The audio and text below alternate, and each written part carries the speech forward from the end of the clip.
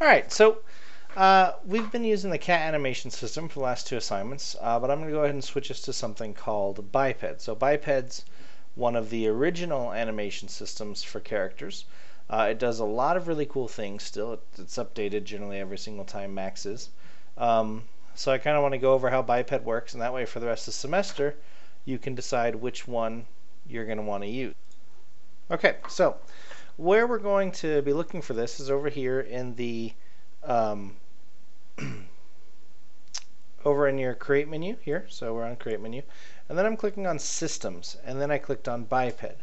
So when you click on Biped, you're going to see a bunch of different options here. Now don't worry about these options, we can adjust them in just a second.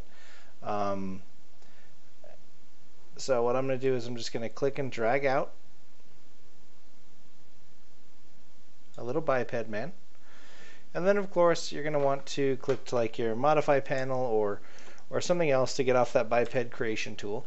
Now if you notice on the modify panel I can't change anything, so this is very different than how cat works where everything was on the modify panel. But if I go over to my motion panel, I now have a whole lot of options available to me that aren't ever there for cat. So let's kind of look at these a little bit. If I need to make adjustments to my biped system, I'm going to select figure mode, and inside of figure mode I can go back and adjust that. So maybe in fingers I only want to have 4 fingers, increase the number of splines and all of that stuff. Right, so pretty simple to do there, and then you can get out of figure mode. So the one thing that I wanted to show you in here was our animation tools for biped. You don't have to use animation layers like you did in with cat. This one's pretty easy to do. For biped, you would just use auto key and start animating. However, when you're animating in biped, there's a couple different things you have to remember in that you can't move him. So like if I select this and try to move it, nothing happens. So if you actually want to give him vertical or horizontal movement, you have to use these guys right here, body horizontal and body vertical. So if I click body horizontal, I can then slide the body where I want it to be, and the same with vertical. So this is how you kind of do those walking animations, etc., etc., etc. Let me go ahead and put him back on the ground.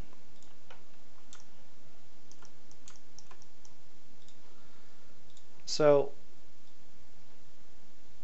okay. So the main thing I wanted to show you guys was called, oh, this is also how you rotate him. Whoop, whoop. Okay.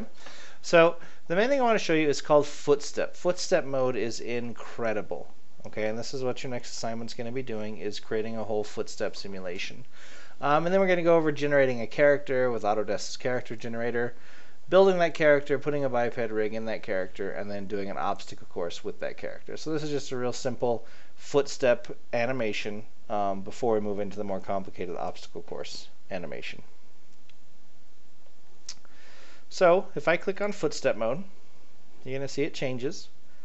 Okay, now, and then we have a couple of different options over here. Namely, we have walk, run, jump. Those are important. And then we have create footsteps at current frame. Then we have create multiple footsteps. So what I want you to do is click on create multiple footsteps. Number of footsteps, I'm going to do 6. Okay, so 6 is my number of footsteps. You can pick if you want them to start left or start right. It'll automatically alternate. What do you want your stride length to be? All that stuff. Okay, so a lot of stuff in here. I'm going to go ahead and click OK. So it auto-generates footsteps for me. And you're going, well, okay, what do I do with that? So now what I'm going to do is I'm going to click Create Keys for Inactive Footsteps. So when I do that and all of a sudden animate, my character walks. My character now has keyframes controlling it. Like if I click on the feet, let me get out of footstep mode. So I click on the feet, you can see I actually have keyframes. These keyframes I can then edit. So I can go through and edit all this, and this is what's going to be required of you for your obstacle course, is to really do a lot of animations in here.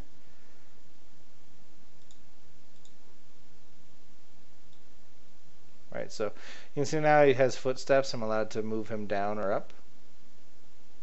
Right. I don't have keyframe on though, so it's not going to change anything. Okay. So I've got 5 footsteps, and you're probably going, well, that's great, but what if I need to add more footsteps? What if I, for instance, have a box that I need him to climb up on? Right?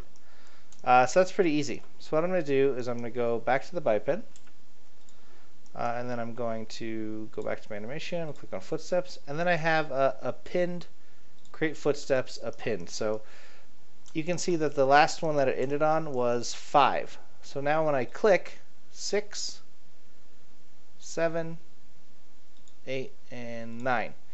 Okay. So before I do anything, I'm going to hit Q, and I'm going to get out of footstep mode. So then what I can do, I'm not out of footstep mode, but hit Q so I'm not putting them down anymore. Now I can actually slide them around to where I want them. So I know that I want it to be, I want them to step up here. Okay.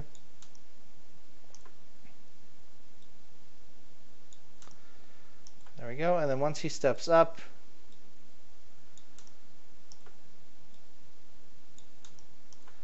we'll have him stop at the edge.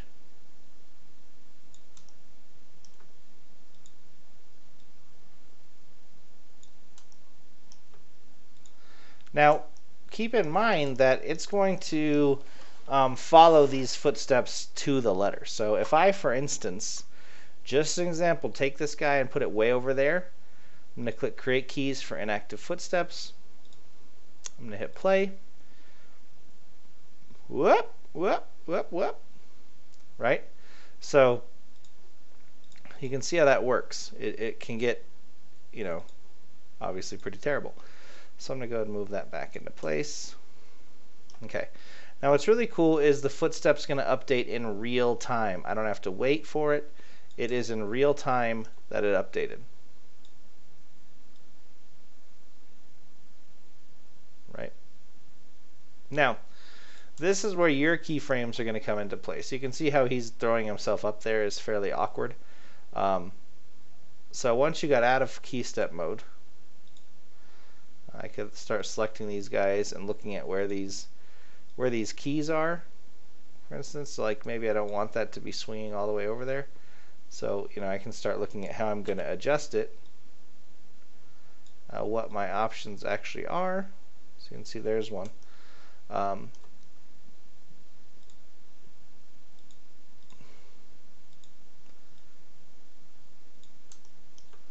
So back into auto key mode.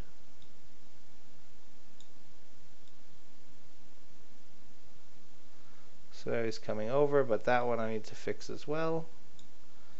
So you can see I'm coming in there and I'm fixing that key. And I think I'm going to kill these ones. Yep. So let's see what it does. Much better. Right? So you're going in there and you're going to edit all of these keys to make them work. And I may need another keyframe in here also, but I can also just simply grab his foot. Okay, so you can see I changed my filter to bone, so that way I can actually come in here and figure out. So at that frame, it's right there. So what is this frame doing? I'm just going to kill that frame, and I'm going to make an adjustment. So here, I'm going to rotate it.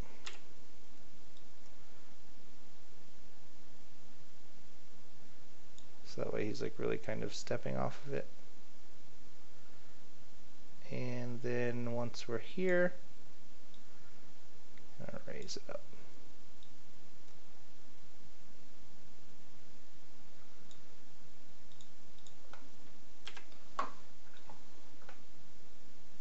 Right? So you can see it requires quite a bit out of you to make that work. Okay? So the footsteps are going to get you 80% of the way there. For instance, let me come over and look at this foot right here. So we see this guy just kind of doing this weird broken rotation.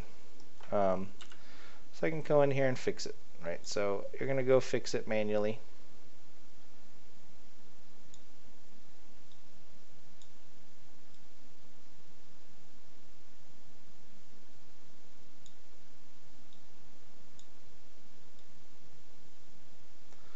until you get the results you want. So that's like a quick rundown of the footstep control system, but let's kind of look at a couple of other things that it does. So I'm going to go back to footstep mode, and I'm going to click on, so where's this guy end?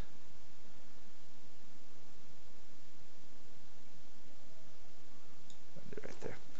So I'm going to click, I'm going to switch this to run, and I'm going to tell it to, I don't know if they've made it so it'll actually append or not, but we're going to find out. So I'm going to try to append 16 frames, 8, 9, 10. Yeah, I did. Okay, sweet.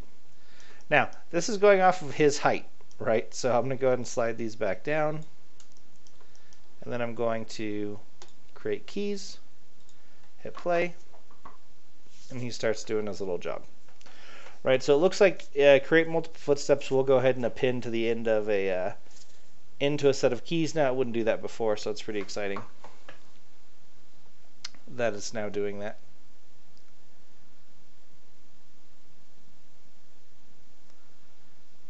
Okay.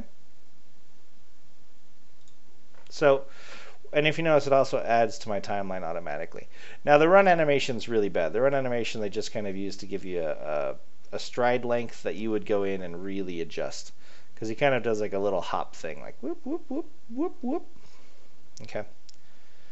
So what your assignment is I want you to go ahead and create a simple walk cycle or a simple walk with using biped and footsteps. And then I want you to go through and have it step up on a box and step off a box. So you're going to need to have it walk, step up on a box, step off a box, and you're going to have to fix those keyframes that it's going to break, because a couple of them will get messed up. Now watch this. What's really cool is if I rotate this, he will automatically rotate with them.